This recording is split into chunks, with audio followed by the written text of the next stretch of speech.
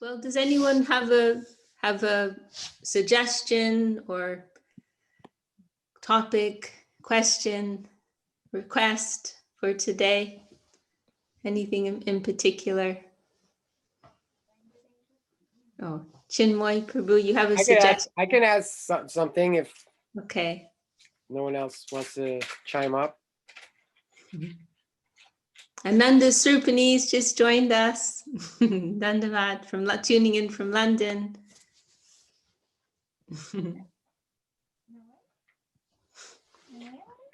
Okay, well.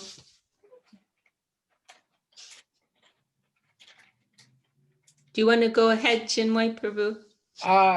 Well, it's a question about faith. So, it's easy for us to have faith in Gurudev and Guru Maharaj. We can have absolute 100% faith in them. But then when it comes to devotees, it seems, I don't know if this is the way we should feel, but it feels like we should be a little more guarded in our faith in them. And so I'm just kind of trying to understand how like to best protect our faith. Am I feeling like, is that wrong what I'm thinking? Because we're fragile. Our faith is fragile because we can notice other devotees sometimes go away. So I'm just wondering what best do to protect our faith. I'd like to hear a little more about the context of your question. I feel like there's something. Well, I mean, like Gurudev and Guru Maharaj, whatever they say, well, I can absolutely have faith in that. Their actions, their words, their whole being. I've 100% faith in that. I don't need to question anything they do or say. But then you come to different devotees, and do we want to put our faith 100% in the devotees, in the followers, or should we be more reserved?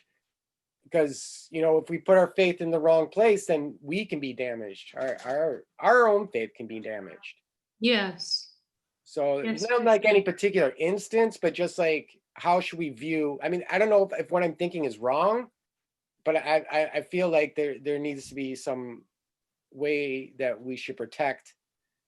That we should have to protect our faith, like some guidelines, some understanding on that. Yes.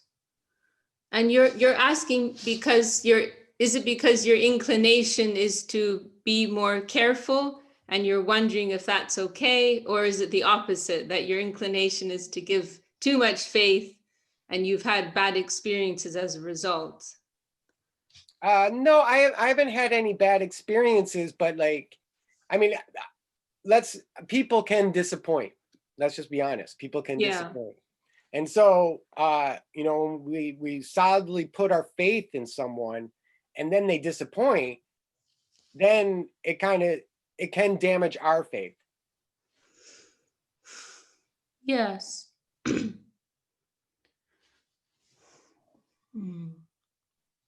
So I mean, for Guru Maharaj, there's no question. It's easy almost to just 100% faith in that. Yeah. I mean, we want to be optimistic about everyone, and we want to believe in everyone's higher nature. But at the same time, we do have to see.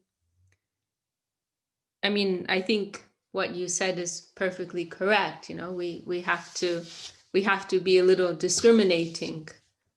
But I mean, there's a particular balance that is needed, because we can go too far either side. We can go too far into the mentality of criticism, and then we can also go too far into having unrealistic or emotional expectations of someone. And I think it also depends on our own adhikar, because the Paramahamsa Vaishnav, they can see, the highest level Mahabhagavat Vaishnav, they can see everyone as being, 100% pure. And that works for them. They're living on such a high level of faith nothing can harm them. But for ourselves, we should not pretend, we should not imitate. We should, we cannot deny what we see. If we are seeing, let's call it the human aspect of someone, we should not whitewash over that. We should be clear in what we're seeing, but we're seeing it with a positive mentality. We're not seeing it in a critical mentality. We're seeing it just as an observer and as a student, and yes, as you said, we have to be careful with who we will put our faith in and how much faith we will put in particular persons.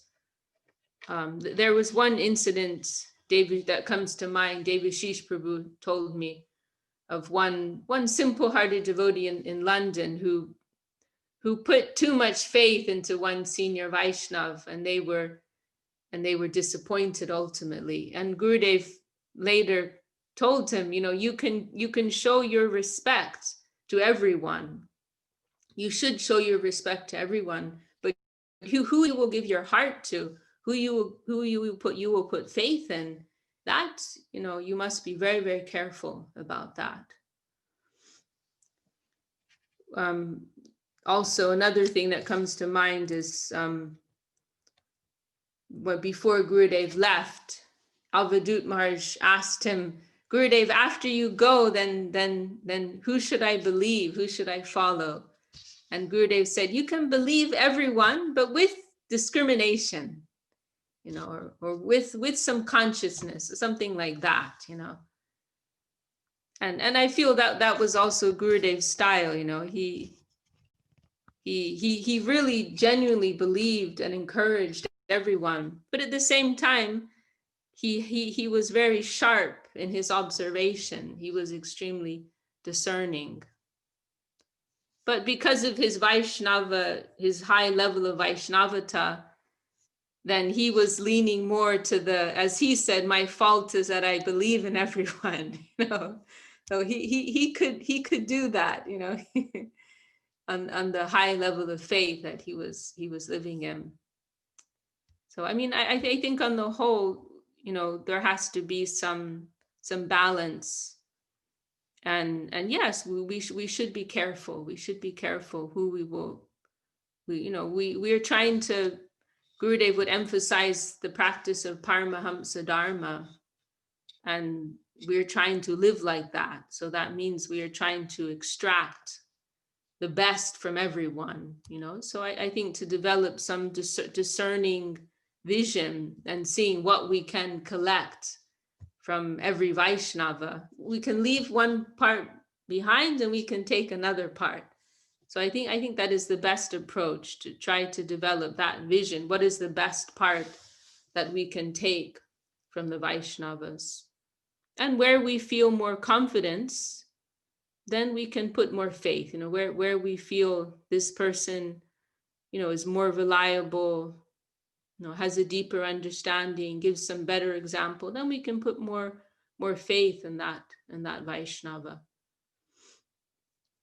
So, and I think the main point is that we must avoid the envious mentality of seeing these things in a critical mood, of the fault finding mood. That is the important thing. There's nothing wrong with observing, what are the weaknesses, as long as it's not something that doesn't become, a piece of gossip or something for us to chew on or criticize, or, something that we will spitefully use against that person. As long as it doesn't turn into something like that, then it is fine to observe the nature of the devotees and to have some caution in how much faith we should put into them. But it is a tricky thing, because we have material vision, and the danger that we have is that we may be too fixed on seeing the material faults in a Vaishnav, and in doing so we lose our vision of their spiritual qualities. You know, so like there's that expression, don't throw the baby out with the bathwater. So that's something that I see can be a major problem, a major challenge that devotees face, is that they observe the material deficiencies, you know, bad habits or bad manners or whatever it may be. Devotees observe these negative characteristics in other Vaishnavas, and then they're not able to see past that. They're not able to see the Vaishnava qualities. So it's first necessary to develop the eye to see, you know, and we have to understand what are the difference between Vaishnava characteristics and simply, you know, sattvic Brahminical characteristics. These are two separate things, and these can be confused sometimes. You know, there may be a Vaishnava who's very Brahminical, very sattvic, does everything very perfectly, but they are lacking in true Vaishnavata.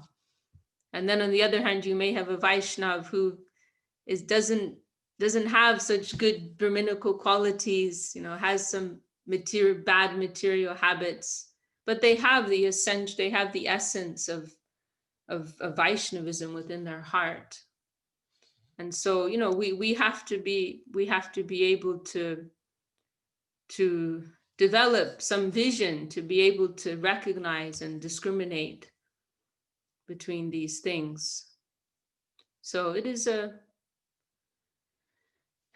something to be done very carefully. And ultimately, as Gurudev said so many times, you know, if we are not sure about someone, then we can keep our distance from them. You know, and you know, he emphasized several times, I heard Gurudev say that, you know, we cannot be sure who is a Vaishnava. We cannot be sure. So if we have some doubt, then we will just give our respect and keep some distance, because it is very difficult, and we should always keep some. We should also always keep, you know, give the benefit of the doubt, as the expression goes.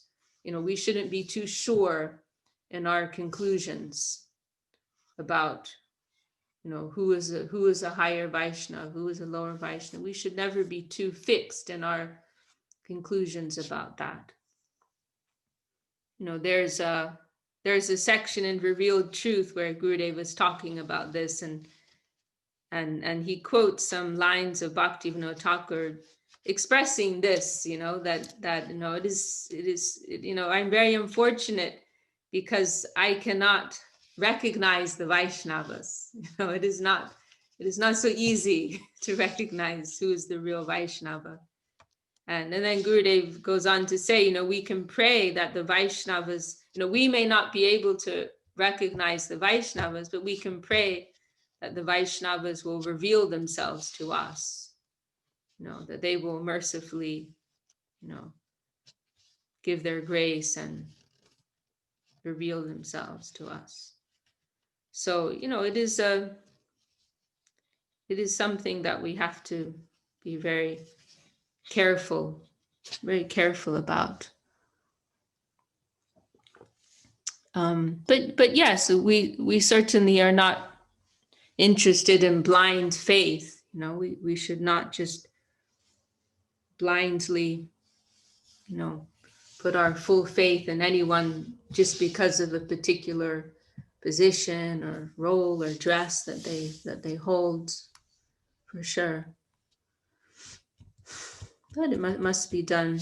Sorry, I'm tapping. I was told not to tap. I hope that wasn't too loud.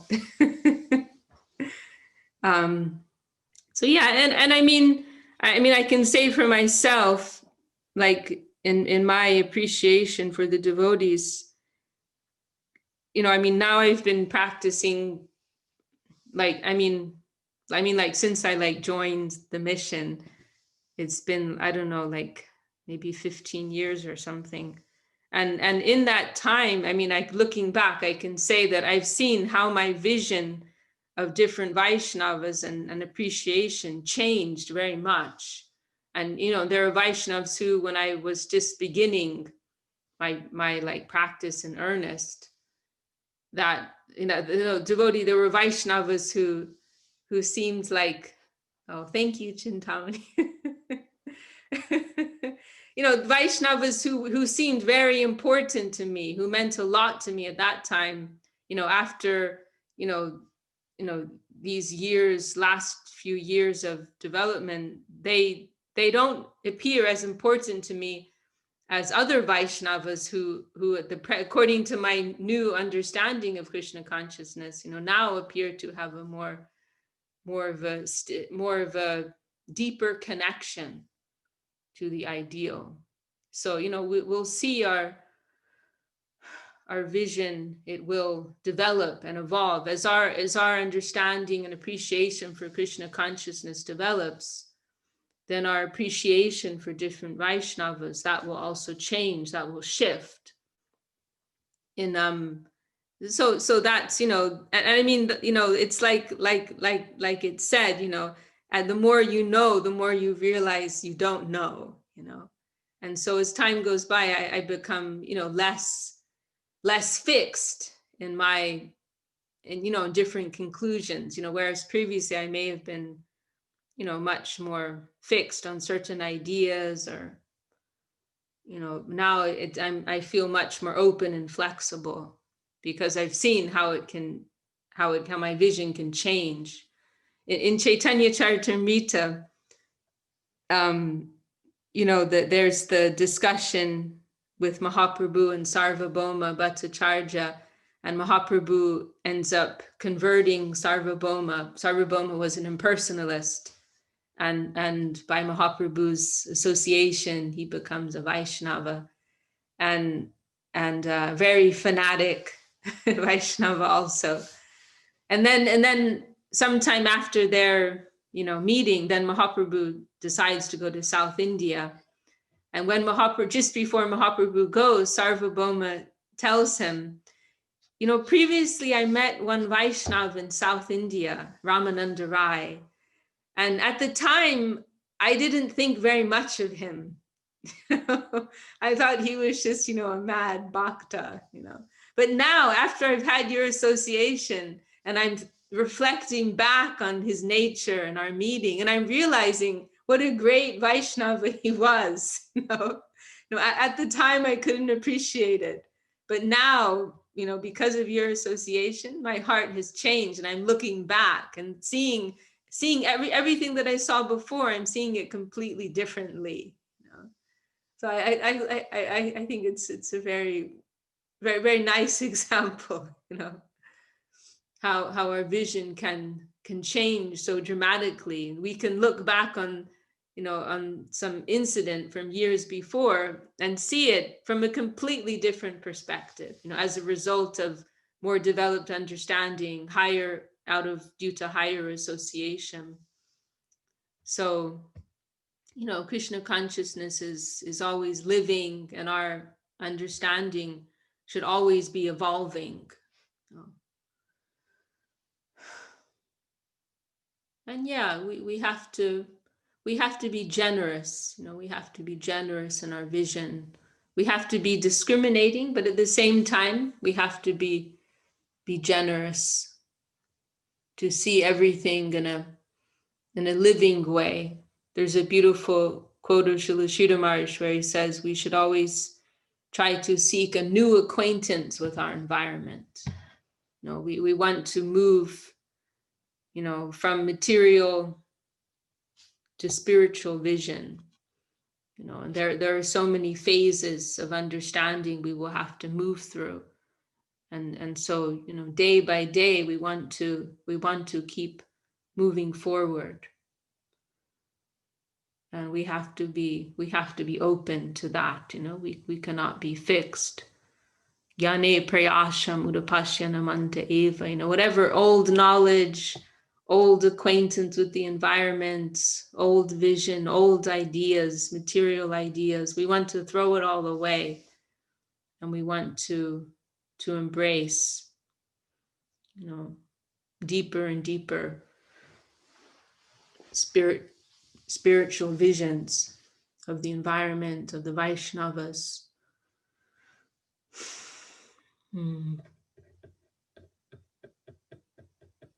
And yes, we should be careful. We should be careful too. And I mean, I'm just like thinking of Gurudev and how Gurudev, he, like with devotees who are more closely connected with him, he could be, he could say things to them like, don't, someone who Gurudev interacted with closely and treated with respect, he could tell someone else, stay away from that person. Like right now, I'm thinking of at least 2 cases like that, where, and like senior Vaishnavas who are very qualified, but for particular reasons, Gurudev felt their association wasn't good for a more vulnerable, more neophyte devotee, and gave particular instruction, don't associate with that person, trying to, keep them away. Everyone has every practitioner has their Vaishnava side, has their inspired side, but also has their uninspired side. And, and all kinds of strange things can come out if devotees, try to pretend that what's off and not okay is okay. We have to, as I said in the beginning, this is something that can go either way. There's 2 extremes here. We want to take the middle path, So there's great danger if we go too much on the negative side of criticizing and doubting. This is too much the mood of suspicion. That's very dangerous. But it's also dangerous if we go too far to the other side and try to imitate a higher level of devotion and think everything's perfect when it's not, and we may, as you said, we may put our faith in danger if we do that. So yeah, the middle path is always advised.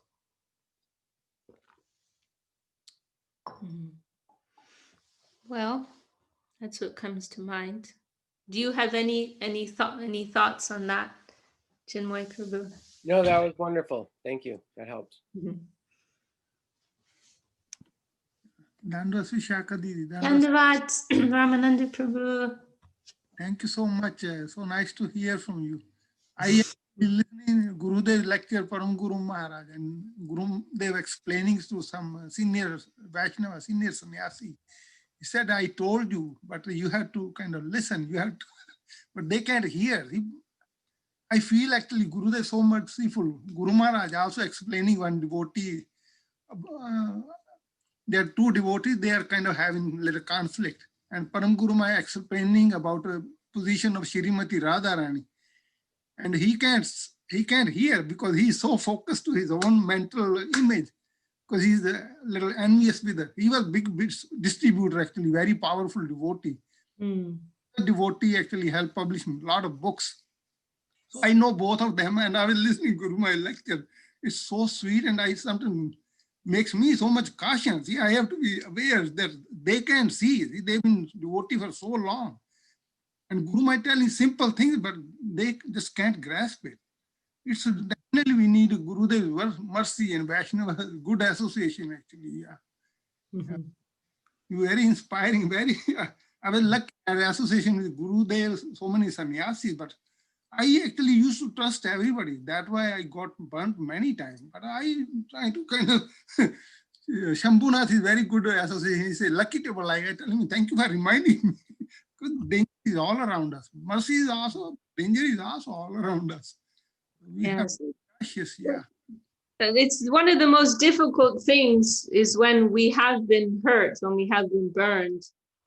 And we allow that to damage. I'm not talking about yourself. I'm just saying in general. I've met, several. I know several devotees like that who've had some negative experience with the senior Vaishnava who they previously trusted, and they allowed that to damage their faith in Krishna consciousness. That is that is one of the most difficult challenges that we may face, and it is one of the saddest things to see, you know, as an observer. You know, it is important that you know, devotees understand there's a difference between what is the actual standard of Vaishnavism and Krishna consciousness, and what level the practitioners are able to live up to. You know, that's something that is, and that's why, you know, as Chinmoy Prabhu is saying, it's very valuable if we can have the association of Vaishnavas, you know, like Srila Govinda Maharaj, Srila Sridhar Maharaj, because they're, you know, they are so perfect, and they, you know, they are living embodiments of everything that Krishna consciousness is. So, you know, once you have that standard, once you have some real touch of that in your heart, then even if others disappoint you, you know, you can reflect back to that example of perfection, and you know, our faith can remain strong.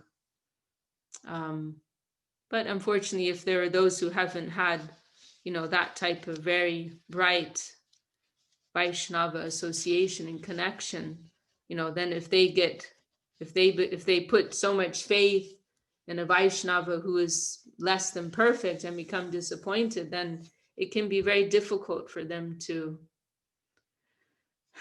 regain their faith. So it is simply something that, you know, must be kept in mind, you know, amongst practitioners, you know, that you know, whatever lack, you know, we may have, whatever may be lacking in Vaishnava practitioners as a whole, that's not the be all and end all, you know, and the beauty and perfection, the truth of Krishna consciousness still exists, you know, regardless of whether or not we as practitioners are able to live up to that. And also on an individual, more personal level, we have to be able to overcome, you know, what bad feelings we may have in our heart towards particular Vaishnavas as a result of some negative, you know, instance, some negative exchange. We have to be able to let go of that. You know, we have to be able to develop that magnanimity of heart, to be able to overcome that, and to see those persons as practitioners like us, you know. We, you know, it's, I know, unlike on the other side of the coin here, like for someone who, I see we have a question. Okay, I'll just finish this line of thought.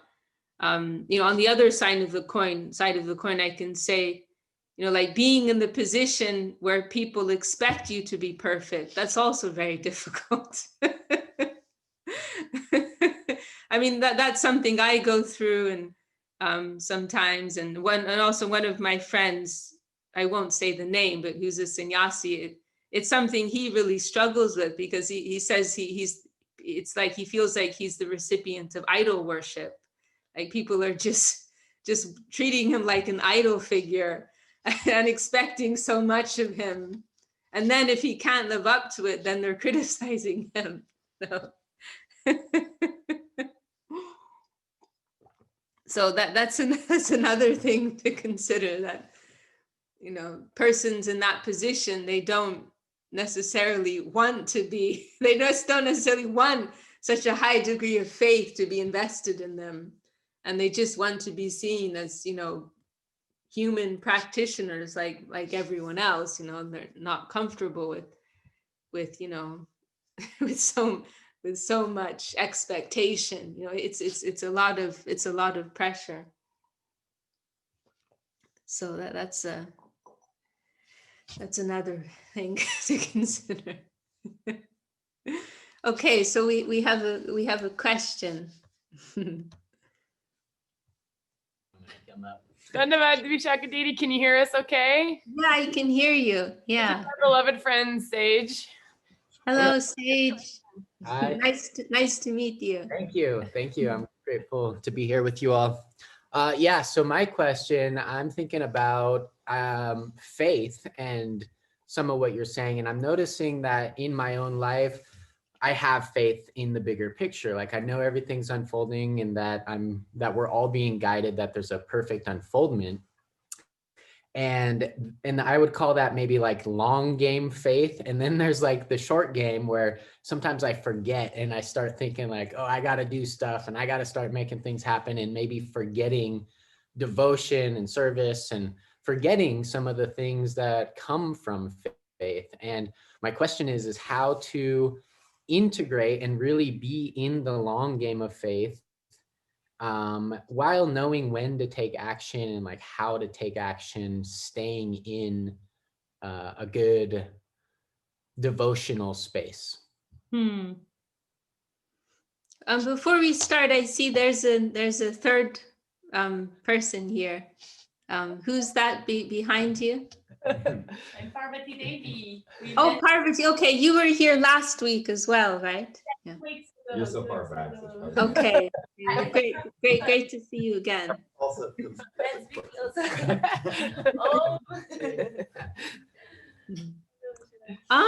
Well, I think first you have to understand what your goals are.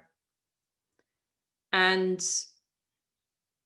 you see, where I'm coming from is different from most. You know, we're pretty radical. Let's say we're pretty radical in the sense that most. I'm losing my power of speech. Most faith systems, there's much more of a mix between our worldly existence and our connection with God, our connection with divinity. You know, there's there's more of putting us at the center, and God or the divine or whichever name someone wants to use, they're the person who supplies us everything that we need. You know, most faith systems, and this includes the spectrum of Vedic traditions, you know, in the coming from India, you know, most faith systems, that's the angle.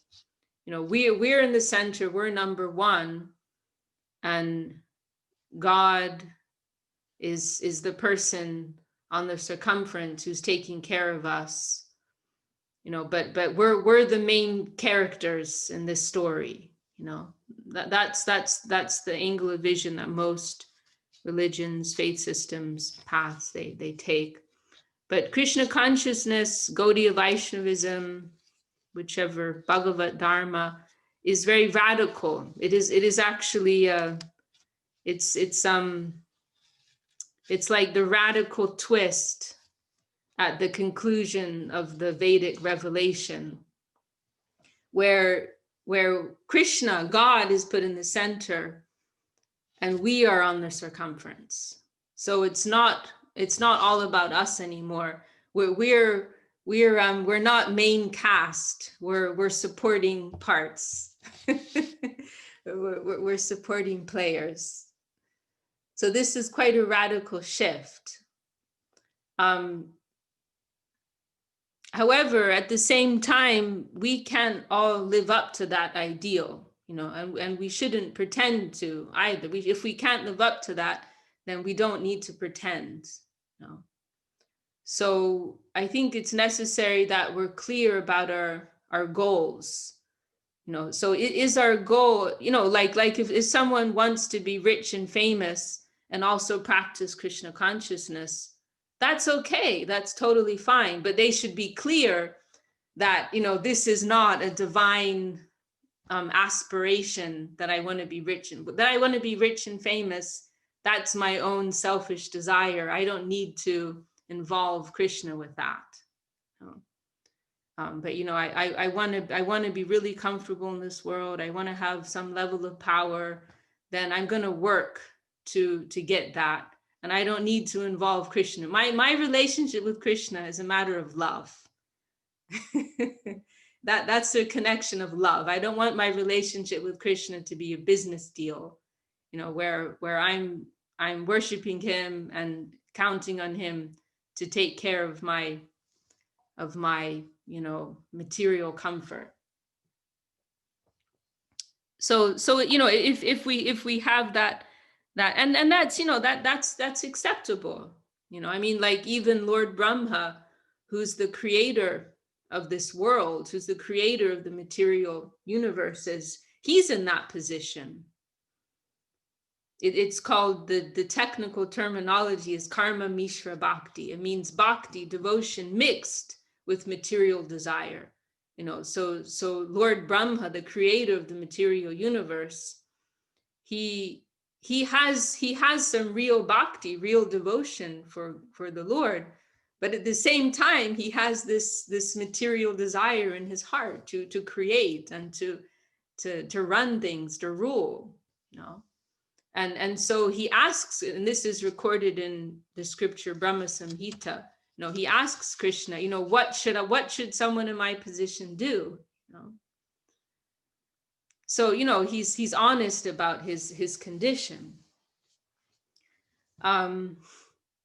So that's one angle, and then another thing, if one wants to go more along the exclusive path of just like trying to give more attention to Krishna, they really want to make their life more centered around bhakti, around devotion, then their mentality will be, I need to maintain myself. I need to have money so I can have food and I can have shelter over my head.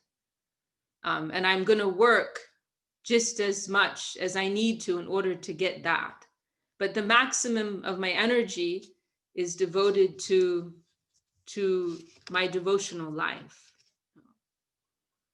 And in that mentality, then there may also be, and that there may be this mood of surrender, that I'm trying to give myself wholeheartedly to Krishna. Krishna will take care of me, because I don't want anything other than just to maintain myself.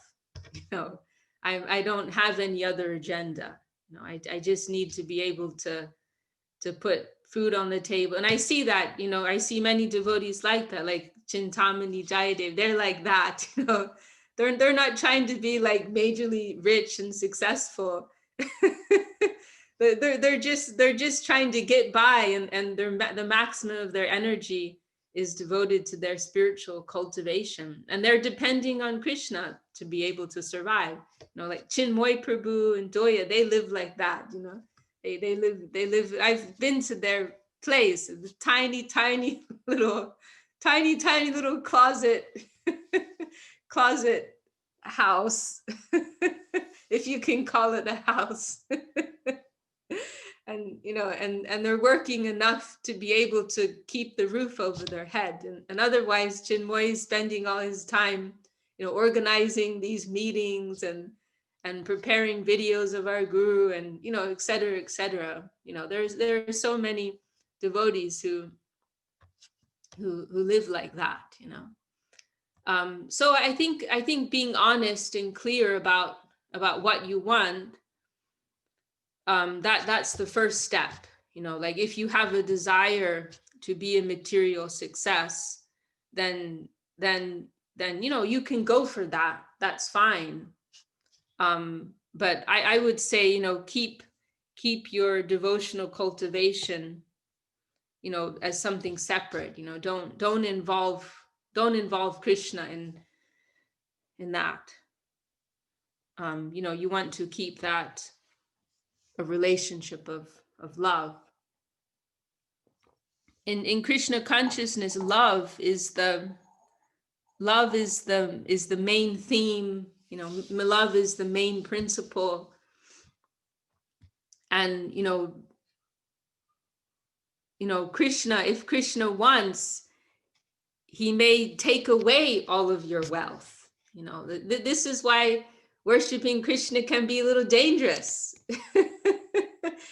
He's not so reliable in that department, like Lakshmi Devi or Ganesh or other devas. Because Krishna is exclusively concerned with love and our highest spiritual interest.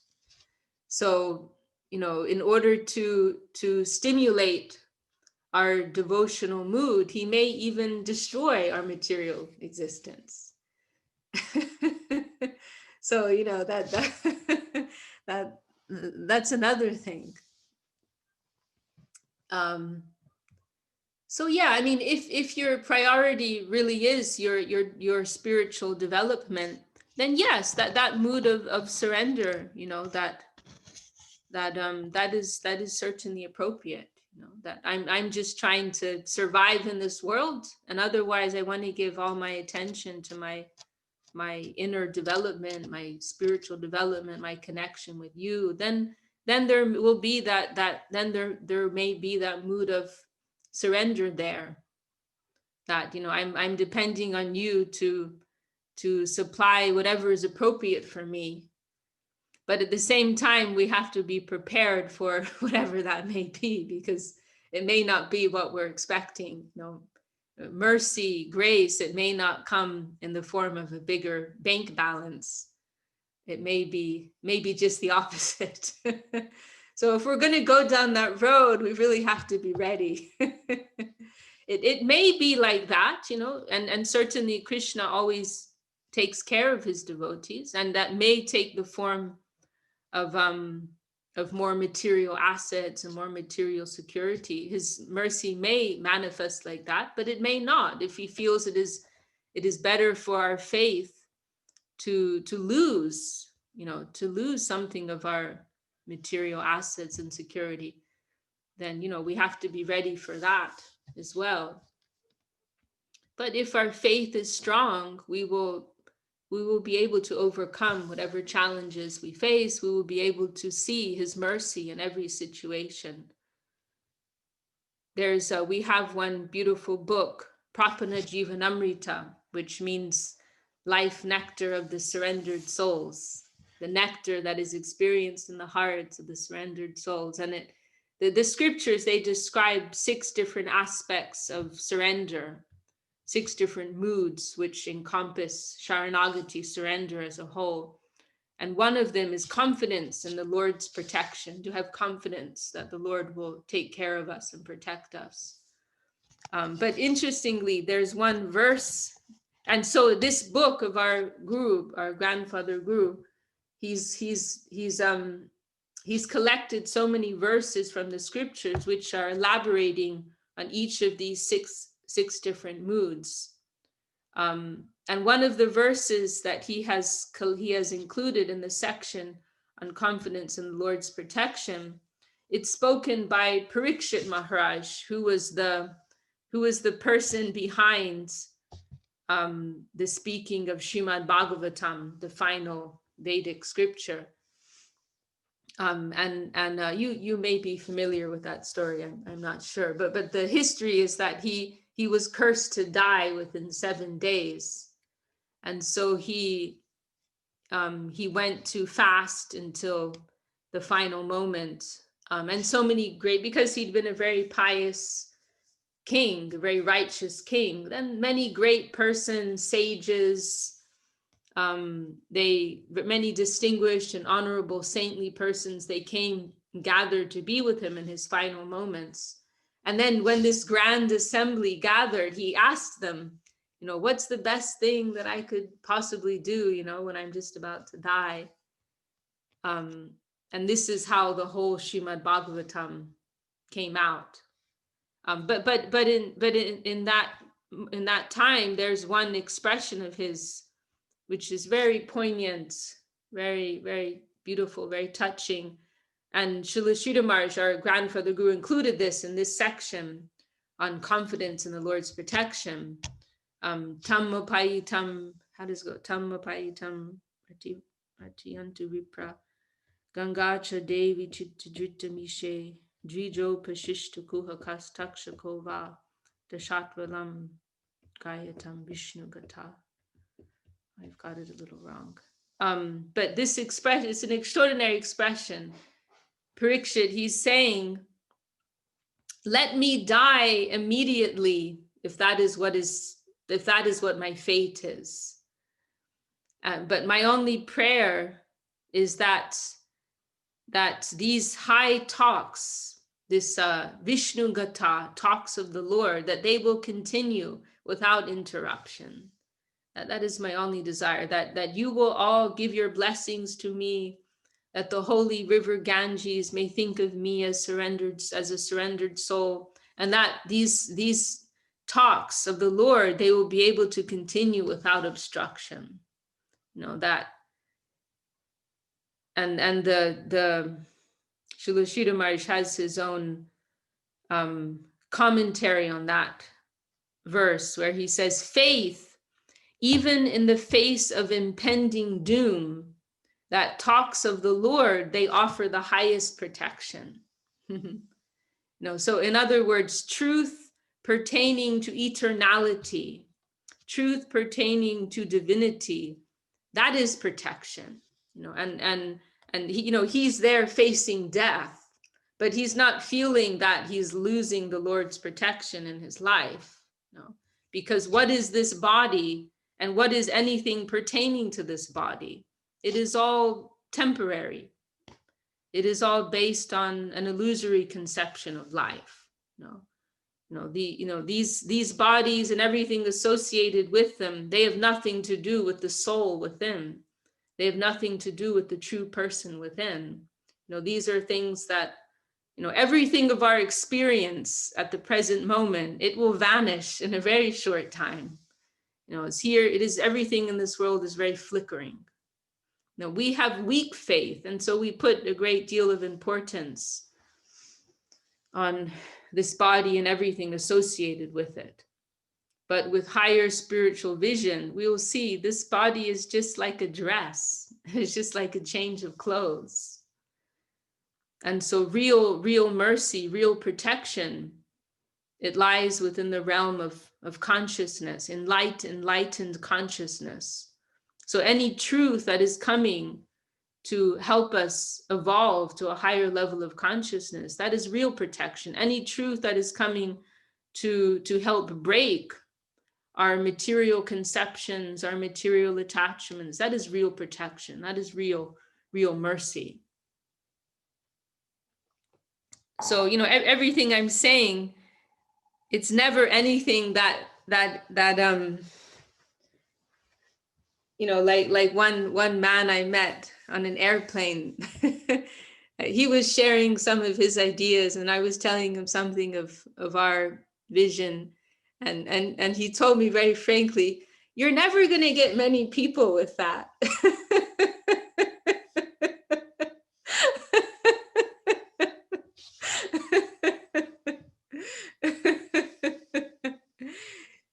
We're not, let's put it like this, we're not catering to people's, fantasies about what this world is and any type of achievement in this world, but what we are being given is truth, what we have faith to be true.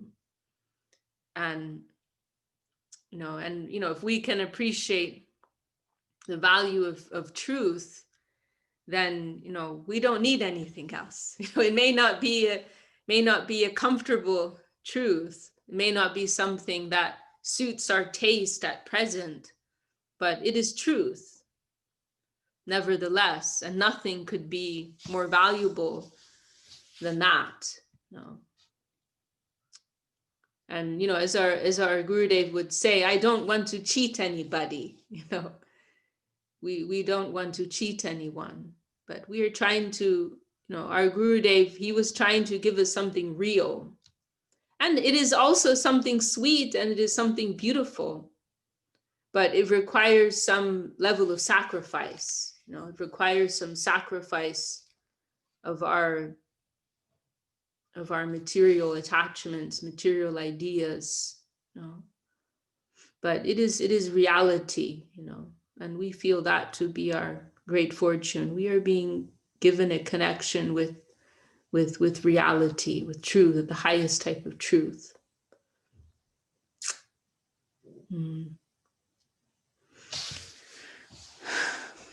Well, those are my thoughts on that. I hope they're helpful and it's not a black and white, answer.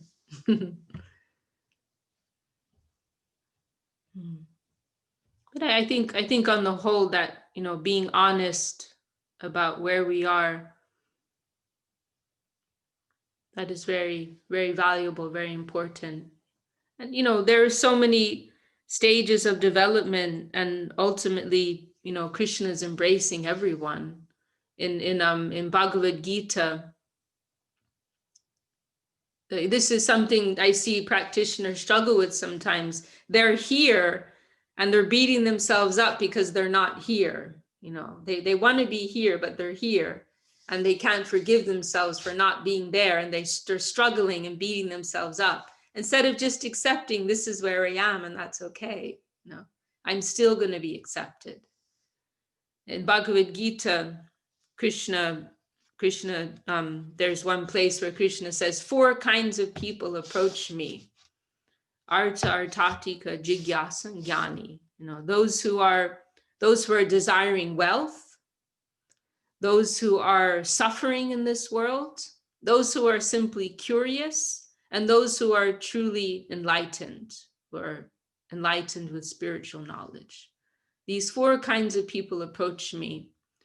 And then he says, but they are all fortunate. They all have sukriti. They all have spiritual fortune. They're all blessed.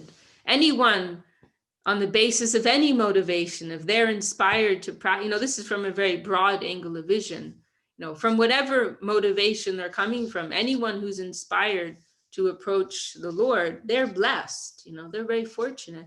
And then this is the other thing, is that we may start out with a lower aspiration, but by the influence of higher association, in having the company of higher Vaishnavas, the saintly devotees, then our motivation may change. This is something that is also mentioned in the scripture. Someone may come with a lower motivation, and it may be completely transformed.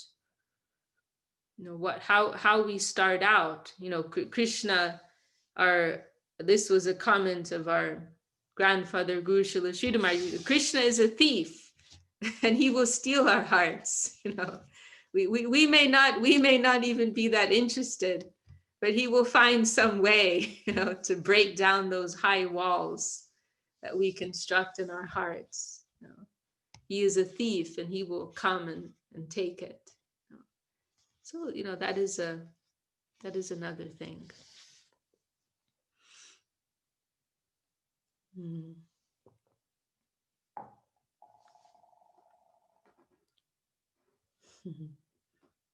Chinmoy Prabhu, you want to add anything?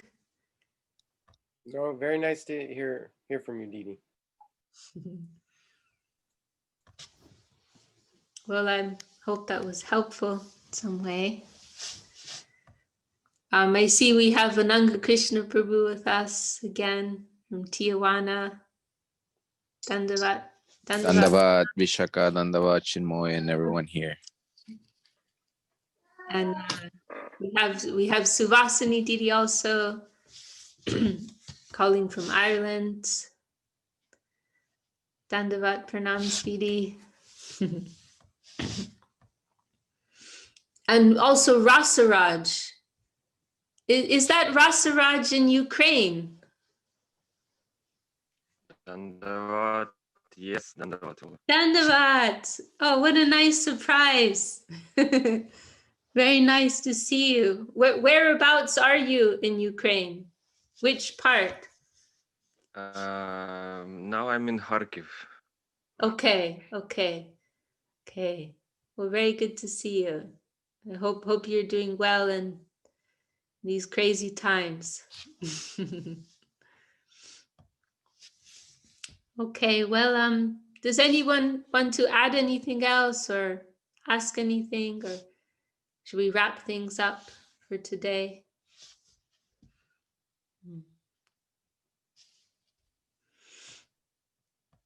Okay.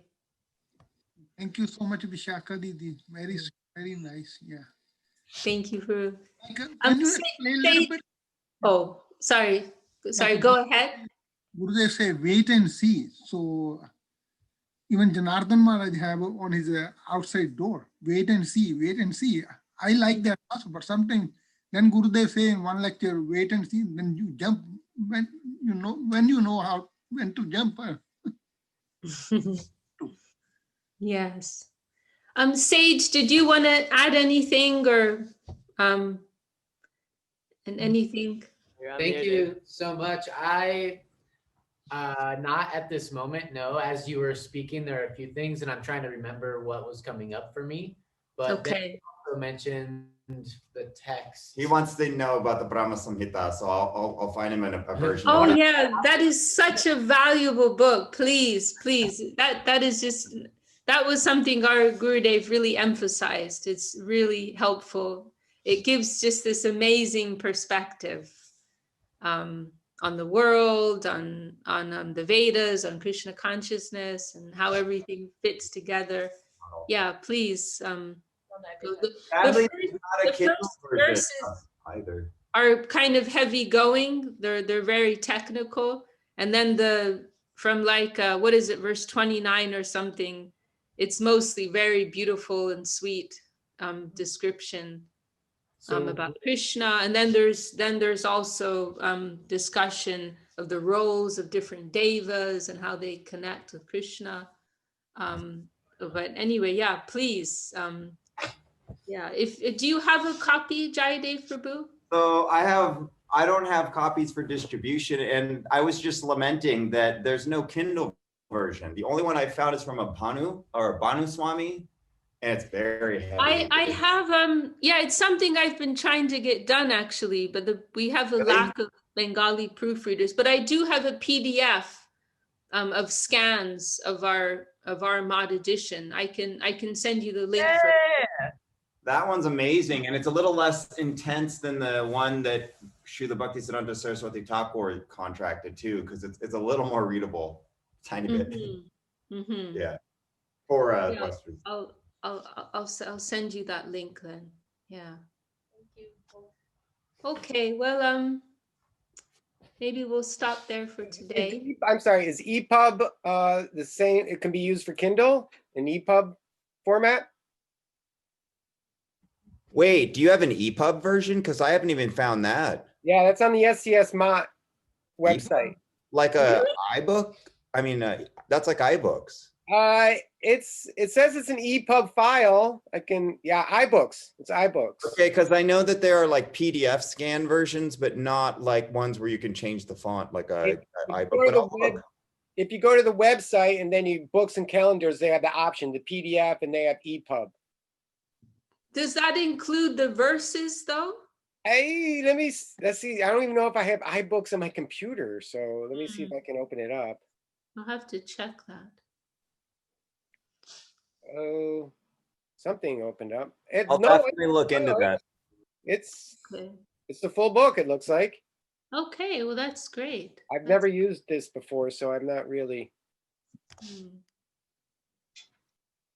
sure, but it looks like it's a full book. Can you send a link really quick in the chat? Sure. I'm gonna also share a link for the PDF here. I'm just finding it. Here it is.